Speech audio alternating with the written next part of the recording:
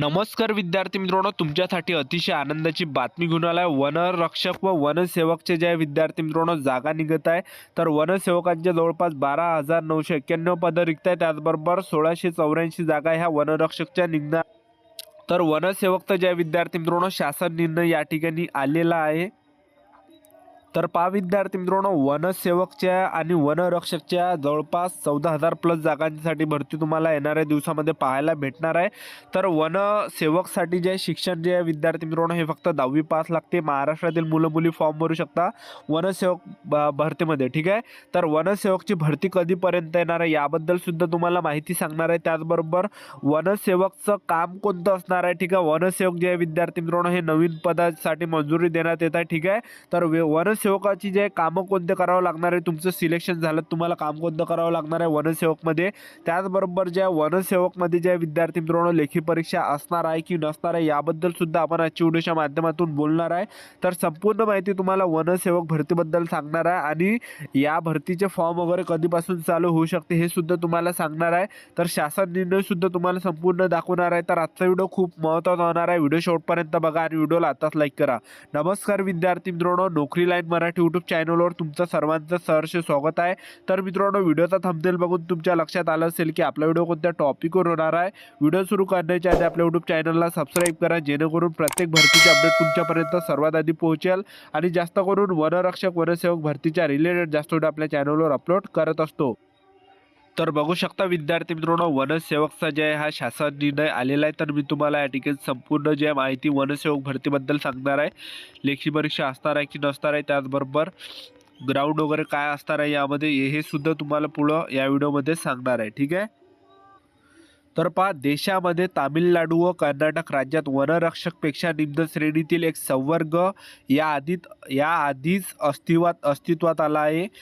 त्याचबरोबर बघू करिता वन विभागात वनरक्षकपेक्षा निम्न श्रेणीतील गट ड हा नियमित संवर्ग निर्माण करण्याबाबत प्रस्तावित करण्यात येत आहे. त्या संवर्गाच्या बैठकबाबत खालीलप्रमाणे प्रस्तावित करण्यात येत आहे. करिता वन विभागात वनरक्षकपेक्षा निम्न श्रेणीतील गट ड हा नियमित संवर्ग निर्माण करण्याबाबत प्रस्तावित करण्यात येत आहे. त्या संवर्गाच्या त्या संवर्गाच्या ठळक बाबी खालीलप्रमाणे प्रस्तावित करण्यात येत आहे. सदर संवर्ग हा 100% सरळ सेवेने भरण्यात येईल. त्याचबरोबर यामध्ये केवळ स्थानिक उमेदवारांना नियुक्ती देण्याची तरतूद करण्यात येईल. स्थानिक याचा अर्थ ज्या वन विभागात नियुक्ती द्यायची आहे त्या वन विभागातील रहिवासी असला पाहिजे. ठीक आहे.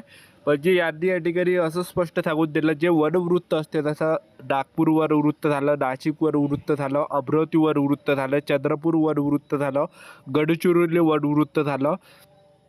तर ज्या वनवृत्तामध्ये तुम्ही येता तर त्याच वनवृत्तामधले विद्यार्थी त्या ठिकाणी फॉर्म भरू शकणार आहे. ठीक आहे.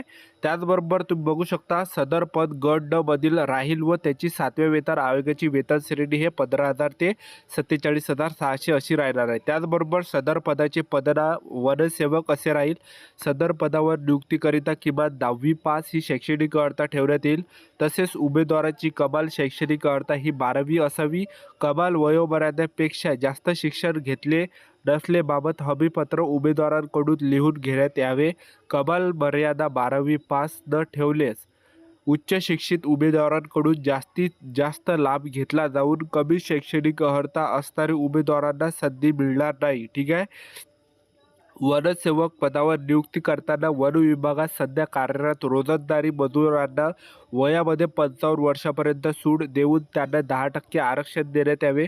वनसेवक पदावर नियुक्तीसाठी आरक्षणाचा फायदा मिळण्याकरिता रोजंदारी मजूर म्हणजे मजुराचे प्रतिवर्ष किमान 180 दिवस तुटकरित्या किमान कोणतेही 5 वर्ष काम केले असावे अशी अट राहील. परंतु रोजंदारी मजुरांनी त्यांच्या रोजंदारी कामासंबंधी न्यायालयीन प्रकरण दाखल केले असल्यास व ते प्रलंबित असल्यास वनसेवक म्हणून नियुक्तीपूर्व असे प्रकरण परत घेतल्यानंतर वनसेवक म्हणून नियुक्ती देण्यात यावी. त्याचबरोबर बघू शकता वनरक्षक गट क मधील 25% पदही वनसेवकामधून पदोन्नती भरण्यात येणार आहे.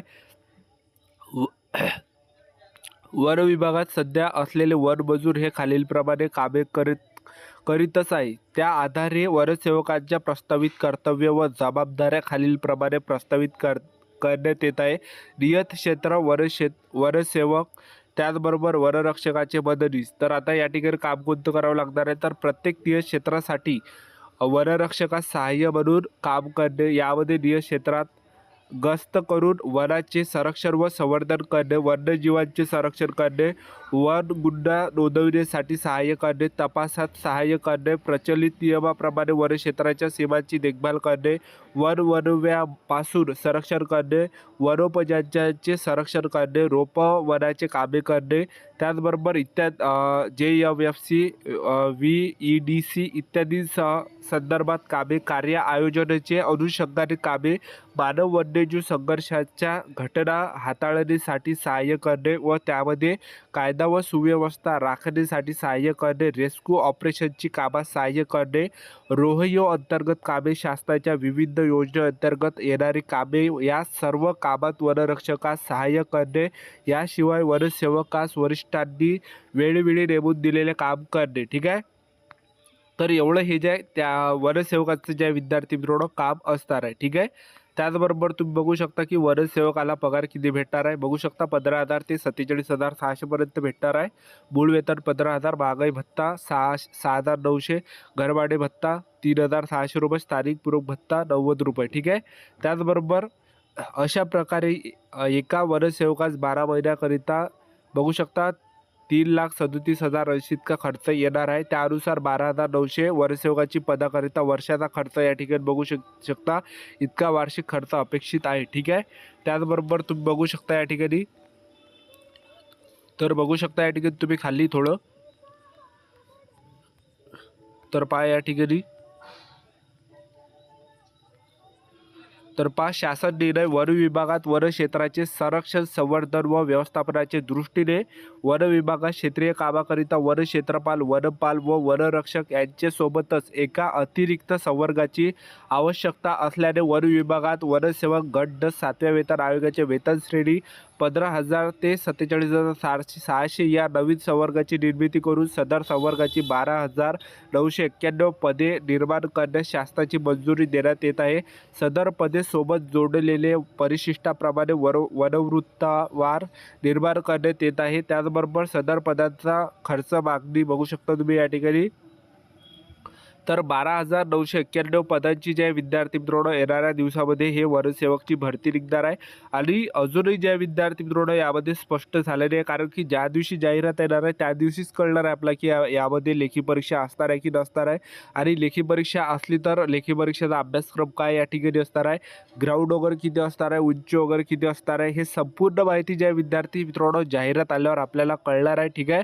तर लवकरच ज्या विद्यार्थी मित्रांनो वनरक्षकच्या 1,684 जागा आणि वनसेवकच्या जवळपास 12,991 जागा, तर जवळपास 14,000 प्लस जागांसाठी तुम्हाला येणाऱ्या दिवसामध्ये हे भरती पाहायला मिळणार आहे. तर आतापासून तयारी चालू ठेवा आणि आपलं यूट्यूब चॅनल सबस्क्राईब करून ठेवा. वेळोवेळी अपडेट तुम्हाला देत राहणार आहे वनसेवक वनरक्षक भरतीबद्दल. तर आजचा व्हिडिओ आवडला असेल तर व्हिडिओला लाईक करा, शेअर करा, सबस्क्राईब करा. आजच्यासाठी इथंच थांबतो. भेटूया नेक्स्ट व्हिडिओमध्ये. जय हिंद, जय भारत.